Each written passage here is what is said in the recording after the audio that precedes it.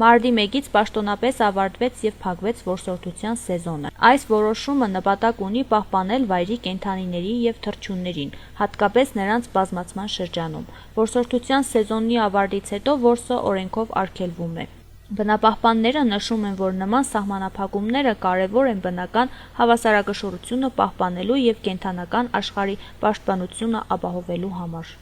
Շատ լավ բան է, որովհետև մեր ժողովուրդը մինչև այսօրս այդպես է չեն կենա հասկնոր ժամանակ է, ամեն բանին իրան ժամանակը կա։ Օրինակ որսը, ես եկա սիրեի, շատ կսիրեի որս, բայց հիմի ջոգեմ գոր, ասենք ժամանակը կա, այդ սերա, հիմի արդեն իրանք բանկ եղնեն, ինչ ասած բնակադրելու մոմենտներն այմ կարոն կուքա չէ, արդեն կսկսեն իրանք տեղ բանենել, բուն է, բան է, որ պատրաստեն իրանք ժառանգ առաջանա իրանք։ Այդ որ համար ժողովուրդը սաղն է պետք է մտածել, որ պետք է պաշտպանել,